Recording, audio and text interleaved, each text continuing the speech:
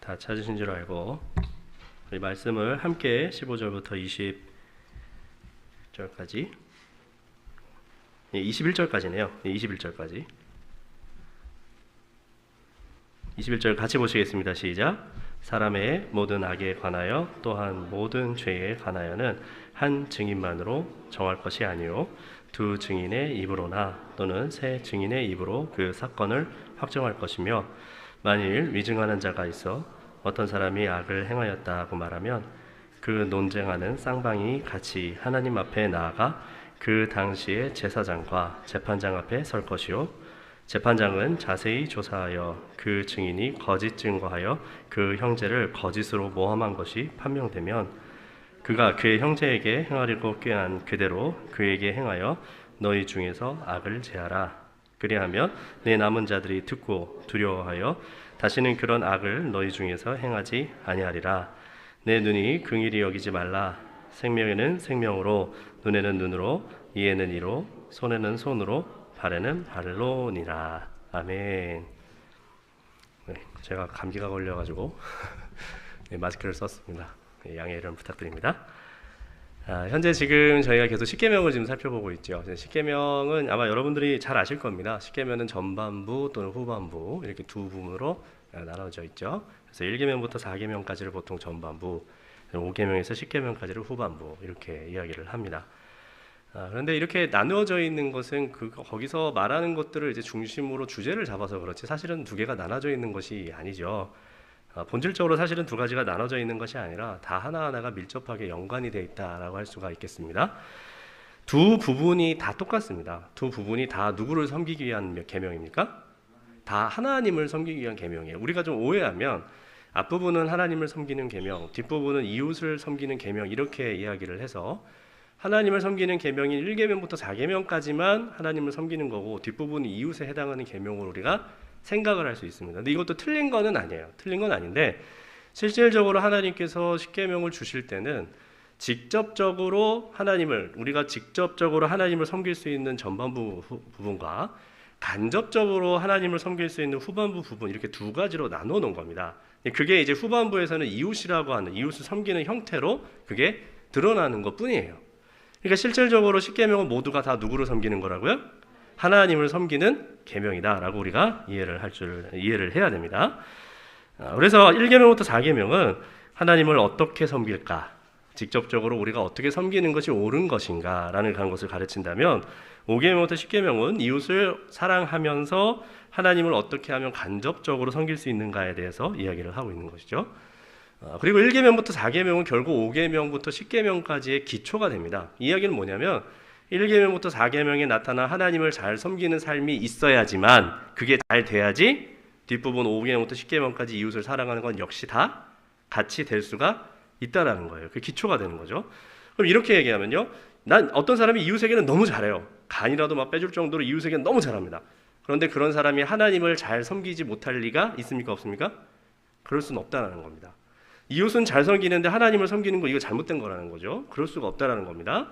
1계명부터 4계명 즉 하나님을 잘 섬기는 계명이 잘 돼야 5계명부터 10계명으로 하나님을 간접적으로 섬길 수 있는 계명까지 같이 다 잘할 수 있다는 것이 10계명의 좀 기본적인 구조가 되는 것이죠. 지금 이제 현재 우리가 볼 본문은 이제 9계명입니다. 자, 9계명 뭐 어떤 계명입니까? 9계명은 내 이웃에 대해서 뭐 하지 말라고요? 거짓 증거하지 말지니라라는 것이죠. 거짓 증거하지 말지니라. 이웃에 대한 5계명부터 10계명을 우리가 좀 살펴보면요. 1계명부터 4계명까지 좀 이렇게 하나하나 따져서 들어가면 우리 마음에 들을 때마다 찔림이 좀 있단 말이죠. 알고 보니까 내가 하나님을 잘 섬긴다고 생각했더니 이거는 주일날에 교회만 잘 나오는 것이었고 실질적으로 우리가 일주일간의 삶 가운데서 하나님을 잘 섬기고 있었는가라고 해보면 좀 마음에 찔리는 게 많이 나타납니다. 1계명부터 4계명을 공부하다 보면요. 그런데 5계명부터 10계명을 공부하다 보면은 마음이 그렇게 마음이 막 어렵거나 마음이 힘들지는 않아요. 왜냐하면 여러분들한테 한번 물어볼까요? 5계명이 뭡니까? 아유 감사합니다. 내 부모를 공경하라잖아요. 대놓고 부모를 여기 우리 성도님들 가운데 대놓고 부모 학대하시는 분 계시나요? 손 들어 보십시오. 없으시죠? 없잖아요. 자, 그다음 6계명이 뭡니까? 살인하지 말지니라. 자, 사람 죽이신 분? 없으시죠? 자, 7계명이 뭐예요? 간음하지 말지니라. 자, 간음하신 분? 없잖아요. 자, 8계명이 뭡니까? 도적질하지 말지니라. 자, 도둑질하신 분? 아무도 없으시네요. 아주 잘하고 계시네요. 우리는 항상 이웃에 대한 계명은 이렇게 생각을 합니다. 나 이거 뭐 이렇게 안 하는데 뭐. 나 뭐 부모님 학대도 안 해. 나 살인도 안 했어. 나 간음도 안 하는데. 나 도둑질도 안 했어. 뭐 괜찮은데. 근데 예수님께서 뭐라고 얘기하셨죠? 너희가 이렇게 들었으나 나는 너희에게 말하노니 라고 말씀하시면서 그 계명이 나타내고 있는 그 한 문장, 그러니까 사람을 직접적으로 죽이지 않았어요. 나 괜찮아가 아니라는 거죠. 실질적으로 그 계명 안에는 어떤 것도 포함되어 있습니까? 다른 형제를 욕하거나 저주하거나 심지어 마음속에서 그 사람을 살인하려고 하는 그런 마음까지 먹었으면 그건 역시 살인이다. 예수님께서 가르쳐 주신 게 그런 거잖아요. 그러니까 실질적으로 이 계명들을 보게 되면 그렇게 하나하나 따져가면 우리가 걸리는 게 아주 많습니다. 그래서 오늘 9계명도 한번 여러분들이 살펴보시면서 한번 잘 살펴보시기를 안에 마음에 정리를 한번 해보십시오. 자, 9계명은요 이웃의 명예를 존중하라라는 계명입니다. 누구의 명예요? 이웃의 명예입니다. 이웃의 명예. 자, 112문입니다. 하이데베르크 유래문답 112문. 제9계명에서는 무엇을 요구하나요? 제9계명에서 요구하는 것은 같이 읽겠습니다. 제9계명에서 요구하는 것은 누군가에 대하여 거짓 증거하지도 않고 누군가의 말을 왜곡하지도 않는 것입니다. 비방하는 자도 되지 않고 중상하는 자도 되지 않는 것입니다. 누군가를 경솔하게 혹은 경청 없이 비판하지도 않고 정죄에 참여하지도 않는 것입니다. 대신 모든 거짓말과 속임수를 피하는 것입니다. 그것들은 마귀 특유의 일이기 때문입니다. 하나님의 무거운 진노를 자발적으로 받으려는 게 아닌 한 그래야 합니다. 마찬가지로 판단할 때와 다른 모든 행동을 할 때 참된 것을 사랑하고 참된 것을 정직하게 말하고 참된 것을 고백하는 것입니다. 또한 내가 할 수 있는 한 내 이웃의 명예와 선한 인격을 지키고 높이는 것입니다.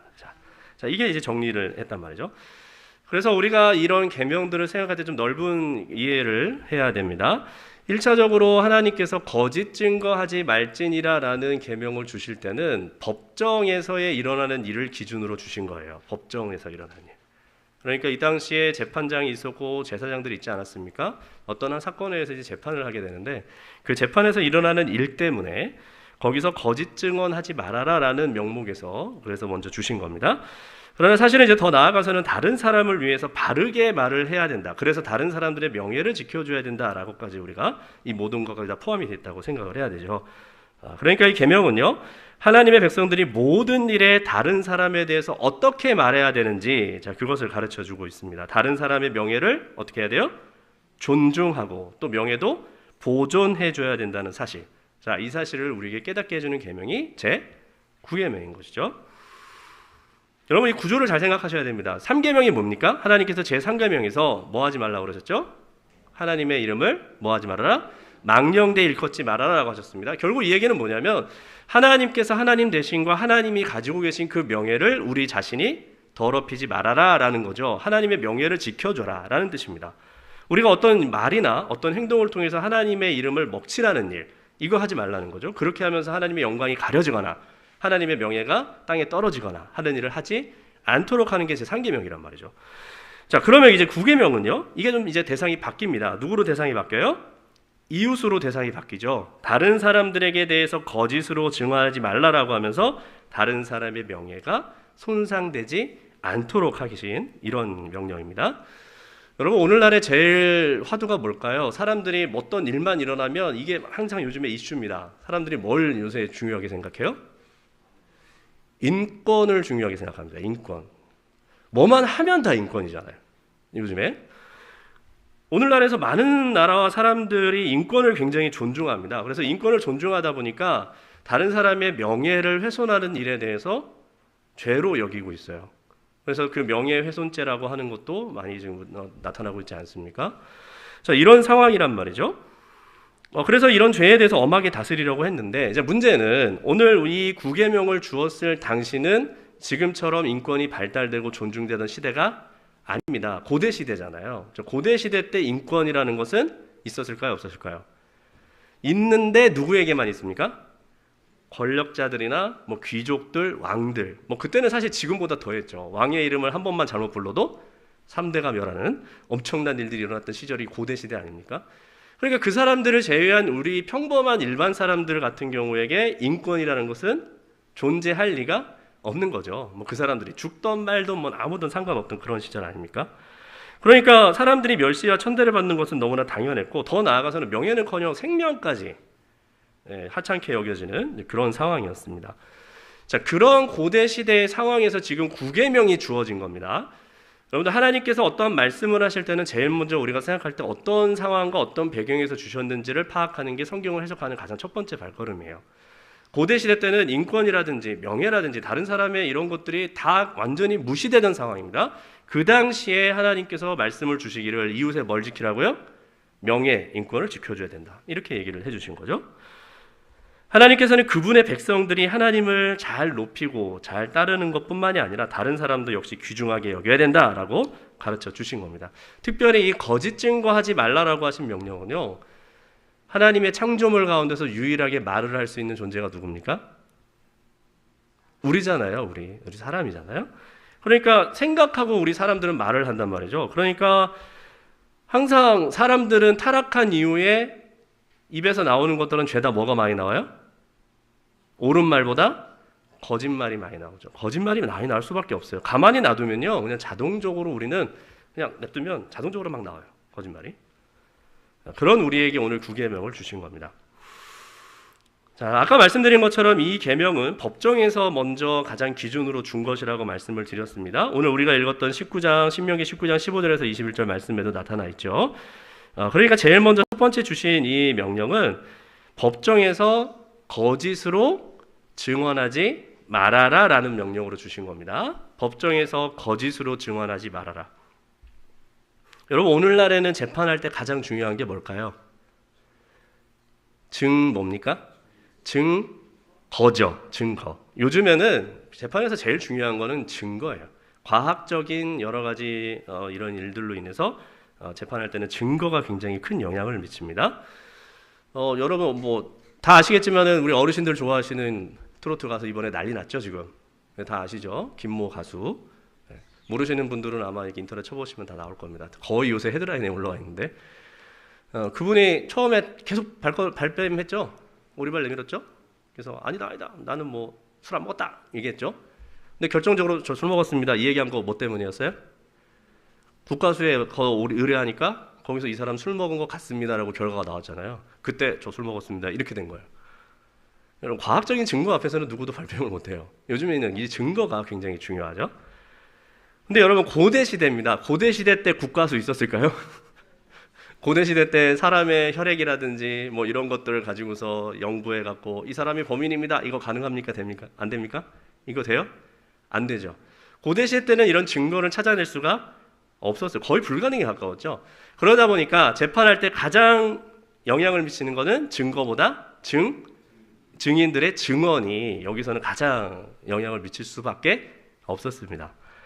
목격자의 말 한마디가 재판의 결과를 결정하게 되죠. 그래서 그 사람을 죽이기도 하고 살리기도 하는 결과로 나타납니다. 그러니까 이 구계명을 만약 어기게 되면요, 그 사회가 어떻게 되겠어요? 심각한 결과로 나타나겠죠. 우리가 성경에서 이 사실을 좀 살펴볼 수가 있는데, 대표적으로 열왕기상 21장에 보시면 우리가 잘 알고 있는 나봇의 포도원 사건이 나옵니다. 아합 왕 아시죠? 아합 왕이 있었고, 아합 왕의 아내 여왕 누굽니까? 유명한 사람이죠, 여자. 이세벨. 아합이 나봇이라고 하는 사람의 포도원이 너무 갖고 싶었어요. 그래서 나봇한테 얘기합니다. 야, 내놔. 그러니까 나봇이 뭐라 그래요? 싫은데요? 이렇게 얘기를 한 거예요. 안 됩니다. 그럼 조상한테 받은 건데 내 마음대로 할 수가 없습니다. 근데 사실 그게 그때 당시에 법이었기 때문에 아합도 뭐 못한 거예요. 근데 아합이 그게 얼마나 너무 갖고 싶었는지 식음을 전폐해 버립니다.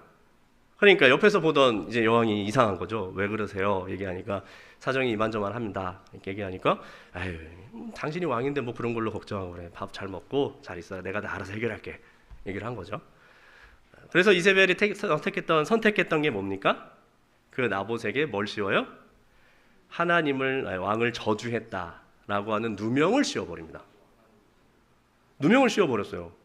이세벨이 다른 사람 시켜가지고요, 거짓말로 누명을 씌워버렸어요. 그게 이제 결국에는 증거가 이제 증언으로 이제 밝혀진 이 두 사람이 이제 불량배 두 명을 통해서 이제 증언을 해버리니까 재판에서 어떻게 됐을까요? 결국 사형밖에 없는 거죠. 나봇이 죽어버렸습니다. 그 포도는 이제 누구 거예요? 아합 거가 된 거죠. 결정적으로 이런 일이 벌어지고 마는 거죠. 구계명을 어기면 이런 상황이 벌어지게 됩니다. 자, 그래서 율법에서는요, 재판을 할 때 어쩔 수 없죠. 율법도 똑같습니다. 증언을 이제 중심으로 재판을 할 수밖에 없다 보니까 율법에서는 몇 가지 장치를 넣어놨어요. 그 중에 하나가 오늘도 읽었습니다만은, 율법에는 증언을 받되 한 사람이 아니라 두 사람 또는 세 사람의 증언을 받아야 된다. 첫 번째 조항이에요. 자, 그리고 두 번째, 만약 그 사람들이 또 지금처럼 짬짬이 해가지고 위증할 수도 있잖아요. 그래서 위증을 막기 위해서 논쟁하고 있는 쌍방이 같이 누구 앞에 섭니까? 하나님 앞에 나아가서 당시의 제사장과 재판장 앞에서 서로 똑같이 증언을 하도록 하게 했습니다. 너 지금 너희들 증언하는 것 하나님 앞에서 하는 거다. 자, 그 다음에 재판장이 만약 조사를 했어요. 그랬는데 그 사람들이 결국 거짓 증언한 경우가 밝혀졌습니다. 그러면 그 형제에게 하려고 했던 것을 똑같이 그 사람에게 같이 하도록, 그러니까 뭐 그 사람을 죽이려 했다라고 한다면 그 사람이 대신 죽는, 자, 이런 일들, 재판을 이런 식으로 이제 행했던 것이죠.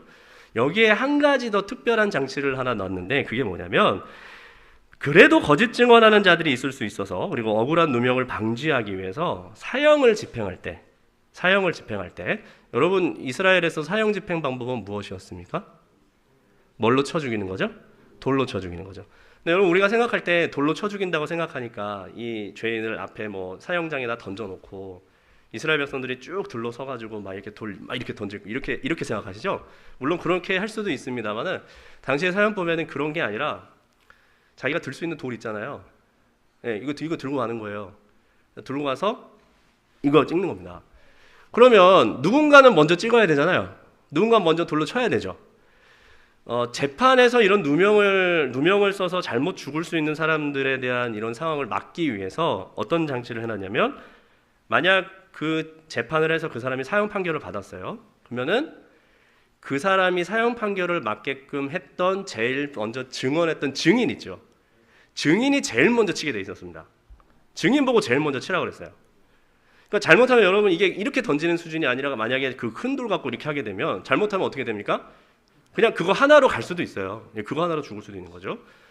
그래서 재판에 이런 장치를 넣어놨습니다. 그래서 증인에게 제일 먼저 죄인을 쳐라라고 명령을 하셨어요. 그래서 증인이 자기가 증언을 할 때 양심에 부끄럽지 않도록 증언해야 된다는 이런 의도도 있었고요.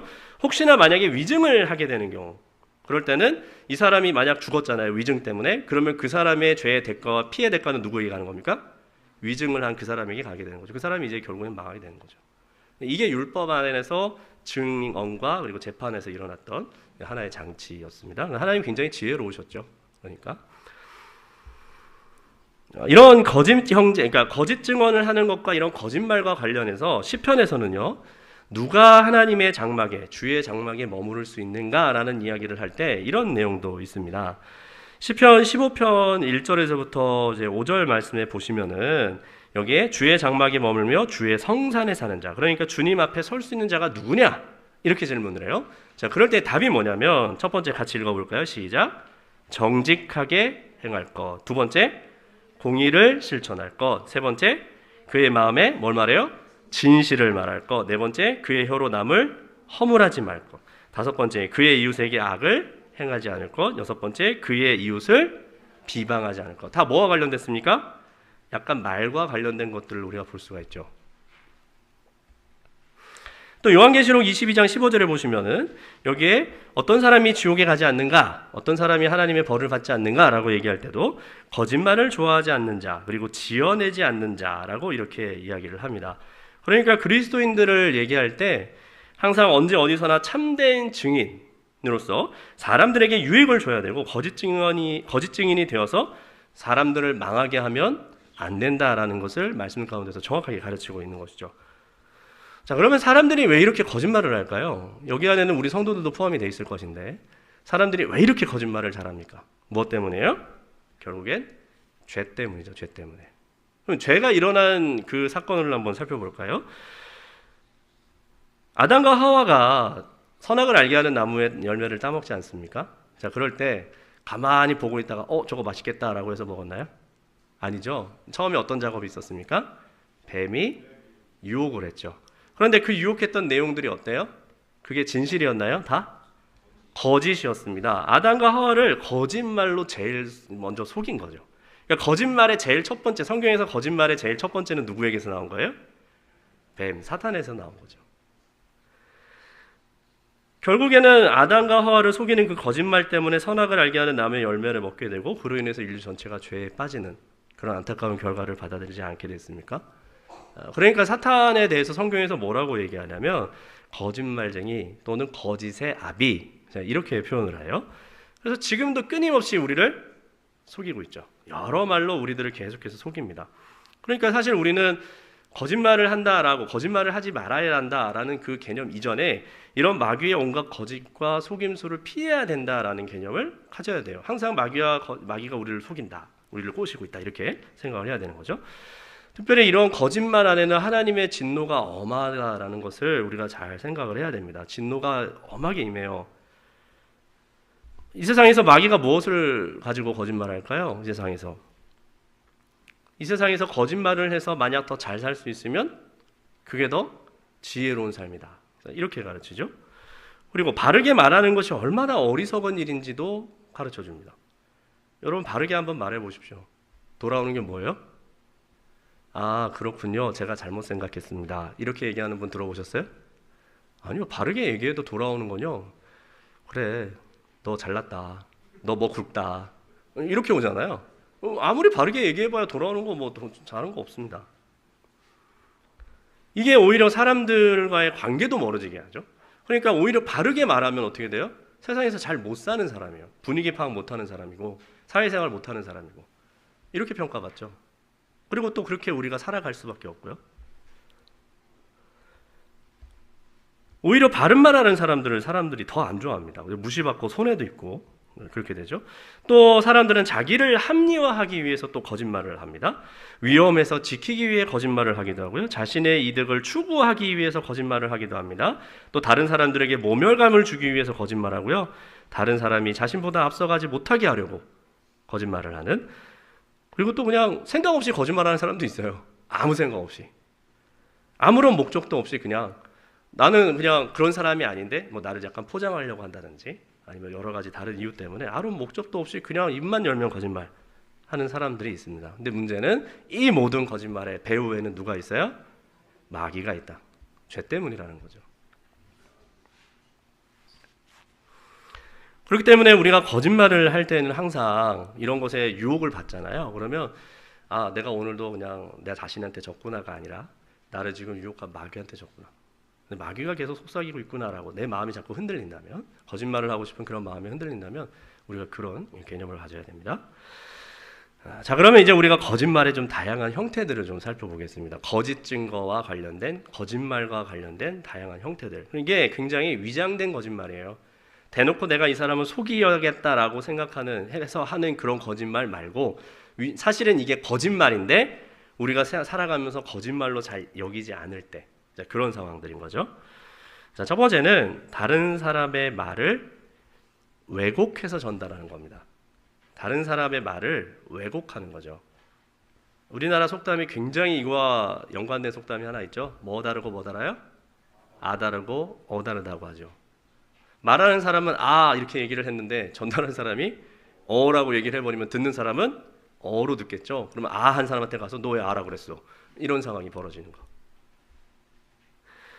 여러분, 같은 말이라도 다른 감정으로 전달할 때 달라지는 게 말의 의미 아닙니까? 같은 말을 전달을 했어요. 그런데 그걸 전달할 때 감정을 섞어서 얘기를 하는 거죠. 이렇게 얘기합니다. 만약에 예를 들어서 어떤 사람이 나한테 뭔가 얘기를 했단 말이에요. 얘기를 했는데 이제 그 사람의 어떤 사람에 대해서 얘기를 했어요. 내가 다른 사람한테 이제 그 얘기를 전달을 해주는 거죠. 그래서 이렇게 얘기하는 거죠. 누가 나한테 뭐 이렇게 한다고 얘기하더라, 이런 거하고, 야 누가 그랬는데 나한테 너 그렇게 했다고 얘기하더라. 자, 전자와 후자 어느 게 더 기분 나쁘세요? 똑같으세요? 아예 그냥 전달하는 것 자체가 싫으세요? 감정을 어떻게 가지고 얘기를 하느냐에 따라서 이게 그러면 이 사람이 듣는 사람이 그럴 거 아니에요. 처음에 전자의 분위기로 들었을 때는 뭐라고 얘기했을까? 궁금하네? 이 정도 수준으로 끝난다면 후자로 얘기하면 도대체 나한테 뭐라고 얘기했길래 이 사람이 나한테 이렇게 얘기하는 거야? 이러면서 온갖 생각을 다 할 거 아니에요. 똑같은 말인데 똑같은 단어를 사용했는데 어떤 감정을 가지고 전달하느냐에 따라서 의미가 완전히 달라집니다. 또는 다른 사람의 말을 바꾸거나 또는 첨가를 한다는 거죠. 그러니까 나는 그런 거예요. 나는 이 사람이 했던 말을 이 사람에게 더 잘 이해를 시키고 싶은 거죠. 그러니까 내가 가지고 있는 단어와 내가 가지고 있는 생각을 가지고 첨가를 해갖고 설명을 해준 겁니다. 근데 문제는 이게 뜻이 완전히 달라져 버려서 이 사람이 오해해버리는 그런 상황들이 벌어질 수 있다는 거죠. 그러니까 내 의도는 어때요? 내 의도는 선합니까? 악합니까? 전달하려고 했던 내 의도는 선한데 결과가 뭐 어떻게 나타났어요? 악으로 나타날 수 있는 이런 상황이 일어날 수 있다는 거죠. 그래서 항상 이런 다른 사람의 뭔가 말을 하게 되면 첨가하거나 삭제하거나 자신의 감정을 주입해서 전하지 않도록 우리가 주의를 해야 됩니다. 혹시 만약에 전달을 해야 되는 경우들이 있잖아요. 우리가 뭐 일을 한다던가 이런 경우들, 자 이런 경우들이 있으면 말한 사람의 진위가 고스란히 잘 드러날 수 있도록 전달하는 것이 중요하다고 할 수가 있겠습니다. 자, 두 번째는 험담과 중상입니다. 다른 사람이 없는 자리에서요. 다른 사람이 없는 자리에서는 사실 험담을 하지 않는 게 좋아요. 세상에서 살면서 다른 사람의 말을 아예 안 할 수가 없겠죠. 그런데 그때는 그 사람이 이 옆에 있어도 들어도 괜찮겠다라는 하는 말만 하는 것이 좋습니다. 판단할 때 내가 이런 이야기를 이 사람에 대해서 얘기할 때 이 사람이 여기 같이 있어도 들어도 괜찮겠구나 라는 판단이 들 때 이렇게 전달을 할 수가 있고 그 사람의 말을 할 수가 있는 거죠. 만약에 사실이라고 하더라도 그게 거짓말이 아니에요. 진짜 일어난 일이에요. 사실이라고 하더라도 만약 그 당사자가 불쾌해할 수 있는 내용이라면 그냥 사실 말하지 않는 게 좋습니다. 더불어서 다른 사람의 말을 자주 하는 사람과도 어울리지 않는 편이 좋죠. 여러분 이거는 정답이에요. 진짜. 지금 나랑 다른 사람의 이야기를 막 한단 말이에요. 막 얘기를 해요. 그 사람 얘기, 다른 사람, 제3자의 얘기를 막 얘기해요. 자, 그 사람이 이제 다른 사람을 또 만났습니다. 그럼 누구 얘기할까요? 내 얘기하겠죠.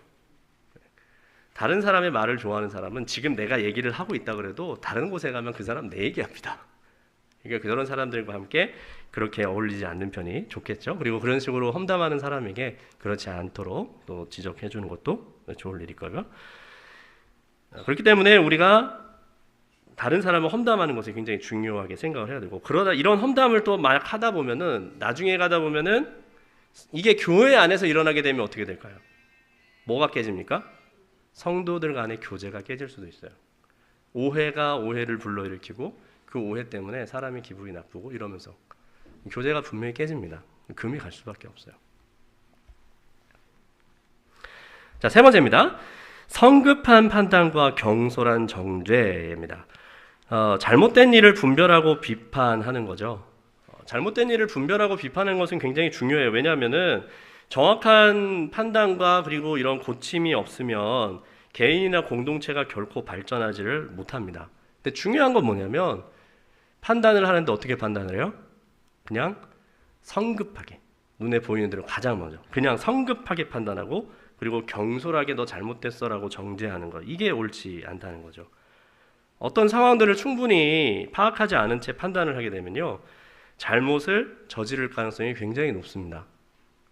눈에 보이는 대로 우리가 생각을 하는 거거든요. 눈에 보이는 대로. 제대로 알지 못한 채 경솔히 정죄해서 당사자가 억울한 누명을 쓰는 일이 생길 수도 있어요. 그러다 보면은 또 그 안에서 또 싸움도 일어날 수 있고 그리고 또 문제가 일어날 수도 있겠죠. 우리가 이런 것들을 좀 조심해야 됩니다. 자, 그리고 네 번째 진실을 사랑하는 것입니다. 진실을 사랑하고 정직하게 말하고 그 다음에 고백하는 것이 중요합니다. 진실이 있을 때 드러내지 않거나 진실을 대충 덮으려 하거나 당장의 어려움에서 벗어나기 위해서 정직함을 포기하는 것 이런 것들이 안 되는 것이죠. 왜냐하면 우리가 가진 것이 진리잖아요. 복음이 진리 아닙니까? 그러니까 우리가 진리를 가지고 진리를 수호하는 자들이기 때문에 우리가 이런 진실들 이런 것들을 이런 거 얘기하면은 나만 손해지.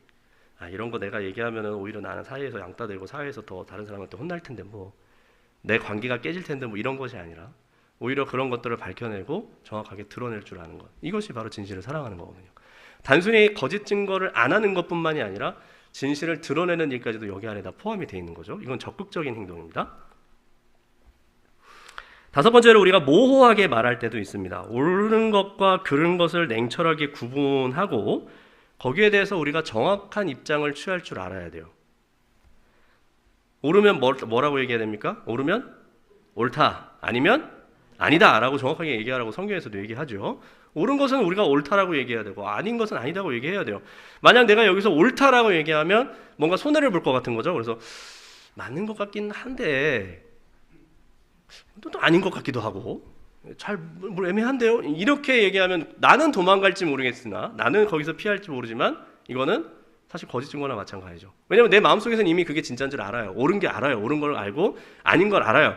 그런데 내가 만약 거기서 얘기했을 때 오는 여러 가지 결과들, 안 좋은 결과들이 뻔히 보이니까 내가 여기서 거짓말을 할 수는 없고, 왜냐면 거짓 증거하지 말라 그랬으니까. 그렇다고 옳다라고 얘기하면 너무 손해를 볼 것 같고, 그러니까 잘 모르겠습니다. 긴 것 같기도 하고 아닌 것 같습니다. 이렇게 얘기가 이렇게 빠져나가는 거죠. 그런 삶은 우리가 거짓 증거하는 삶이 돼버립니다. 진실을 소신껏 우리가 말할 수 있어야 됩니다.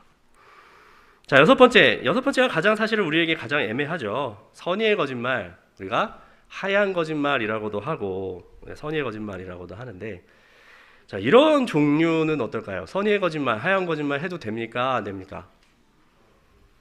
네? 대답들을 못 하시네요. 상황에 따라요? 상황에 따라. 우리가 일단 이런 종류는 괜찮다고 하는 분들이 많아요. 왜냐하면 그리고 또 그렇게 괜찮다고 자신있게 주장하는 분들은 또 성경에서 또 근거를 얘기하십니다. 성경에 보면 하얀 거짓말과 선의의 거짓말이 나오죠. 어디에 나옵니까? 구약에 이제 출애굽기에 보면 잘 먼저 나오죠. 출애굽기에 제일 먼저 히브리 산파들. 네. 히브리 산파들이 이미 자기들이 도착하면 애 낳는데 어떡해요? 이거 얘기를 해버리잖아요. 근데 거짓말이었죠. 자, 그리고 또 어디에서도 드러납니까? 네, 라합의 경우도 드러납니다. 다 어떻게 하다 보니 또 구약에서 다 나오네요. 그러다 보니까 우리가 이런 상황이 오면 그렇게 할 수도 있겠구나. 여러분, 만약에 여기서 조금 더 만약 나아가게 되면요, 우리가 이제 만약에 박해가 왔어요. 자, 박해가 왔습니다. 너 예수님 믿어 안 믿어? 그러면은 우리는 예수님 믿죠. 그러니까 이제 하얀 거짓말로 안 믿습니다. 이거 돼요, 안 돼요? 이건 안 돼요? 자, 이건 안 돼요. 구분이 모호하네요. 지금 우리가 구약에 나오는 이 두 사건과 관련해서는요, 우리가 보편적인, 그래서 이 두 사건을 가지고 하얀 거짓말 해도 됩니다라고 얘기할 수 있는 사건이 아닙니다. 굉장히 보편적인 사건이 아니고 하나님의 이 세상을 다스리시는 그런 또 이끌어 가시는 그 섭리와 역사 가운데서 하나 일어난 일인데, 이걸 이제 성경에서 이제 인정하는 것처럼 보이긴 합니다만, 우리가 가장 먼저 가져야 되는 생각은 거짓말은 하면 안 된다라는 그 개념을 가지고 사셔야 돼요. 만약에 우리가 이런 하얀 거짓말에 대한 여지를 두게 되면요, 우리도 모르게 계속해서 우리를 합리화합니다. 그래서 이 상황에서는 내가 어쩔 수 없이 거짓말을 해야 돼. 어쩔 수 없이 거짓말을 했어라고 생각할 수 있다는 거죠. 그래서 나중에 그게 그렇게 되면 거짓말이 여러분 습관이 됩니다. 성도들 가운데, 그리스도인들 가운데 거짓말이 습관된 사람들이 의외로 많아요. 근데 그렇게 하면서 거짓말에 대한 지적을 하게 되면은 내가 그렇게 거짓말을 하려고 내가 처음부터 맘먹고 한 게 아닙니다라고 얘기하는 분도 계세요. 그래서 자기는 아무런 책임이 없다 이렇게 얘기하죠. 이렇게까지 갈 수 있어요. 근데 그렇지 않도록 하려면 거짓말은 뭐다? 죄다라고 하는 거. 우리가 거짓말을 하게 되면, 우리가 앞에서 쭉 살펴보지 않았습니까? 거짓말을 하게 되면 누구의 유혹에 지는 거라고요? 사탄의 유혹에 지는 거다. 우리가 다 그런 생각을 해야 됩니다. 최대한 우리가 정직하게 살아가도록 노력을 해야 돼요. 여러분, 한번 여러분들이 자기 전에 한번 생각을 해보십시오. 누워서 주무시기 전에 오늘 내가 아침부터 지금까지, 지금 이제 자기 전까지 했던 말들을 한번 여러분 쭉 한번 생각해 보세요. 물론 100% 다 생각은 안 날 겁니다. 그런데 한번 쭉 생각을 해보시고, 과연 그런 말 가운데서 거짓말이 얼마나 많이 섞여 있는지, 우리가 봤던 이런 위장된 거짓말의 형태들을 좀 많이 보지 않았습니까? 이런 형태들이 얼마나 많이 있는지 한번 여러분들 판단을 한번 해보십시오. 얼마나 이웃을 험담하고 또는 성급하게 판단하고 경솔하게 정죄했는지, 또 우리가 내뱉은 말 가운데 얼마나 많은 말들이 오염되고 거짓되어 있는지, 그리고 습관적인 거짓말은 하지 않는지, 또 심각한 거짓말은 없는지, 이런 것들을 우리가 잘 살펴봐야 됩니다. 여러분 한번 생각을 해보시면은 의외로 한두 가지씩은 나올 수 있어요. 그러면 우리가 생각할 때, 우리는 우리도 모르게 거짓말을 아무렇지도 않게 하고 살아가고 있는 삶을 살아가고 있구나, 이렇게 판단이 될 겁니다. 특히나 지금 우리 자녀들이 살고 있는 이 세상을 보면 어마어마하죠. 거짓말하는 것이 어마어마합니다. 그리고 거짓말하는 것에 대해서 아무런 아픔과 고통도 느끼지 않고 살아가고 있습니다. 거짓말 때문에 다른 사람이 고난을 당해도 별 문제가 없이 생각을 하고 있죠. 그러나 우리는 꼭 깨달아야 됩니다. 하나님은 거짓말을 용납하지 않으십니다. 거짓말을 용납하지 않으세요. 거짓말하는 자에게 분명히 분노하십니다. 거짓말 때문에 이웃의 명예를 지켜주지 못하고 망하게 하는 자들은 반드시 하나님께서 정죄하신다고 그랬고 심판하신다고 하셨어요. 우리가 이 경고의 말씀을 반드시 잘 기억을 해야 됩니다. 그리고 혹시나 만약에 이런 거짓말을 좀 자주 하고 있다면은 그래도 예수님 앞에 나와서 이것을 다 고백을 해야 됩니다. 내가 하나님 앞에서 얼마나 많은 거짓말들을 했고 거짓말에 빠져 살았는지 하나님 앞에 내려놓고 회개하고, 그럴 때 하나님께서 또 용서해 주시는 것이죠. 우리 야고보서를 좀 한번 살펴볼까요? 이 거짓말이 우리에게서 얼마나 큰 죄인지를 야고보서 3장 10절을 한번 살펴보겠습니다. 신약입니다. 야고보서 3장 10절.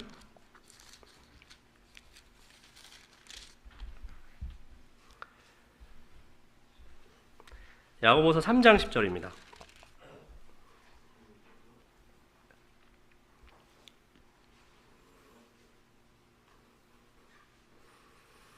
우리가 거짓과 관련해서 얼마나 우리가 입술을 조심해야 되는지 3장 10절 같이 보시겠습니다. 시작. 한 입에서 찬송과 저주가 나오는도다. 내 형제들아, 이것이 마땅하지 아니하니라. 아멘.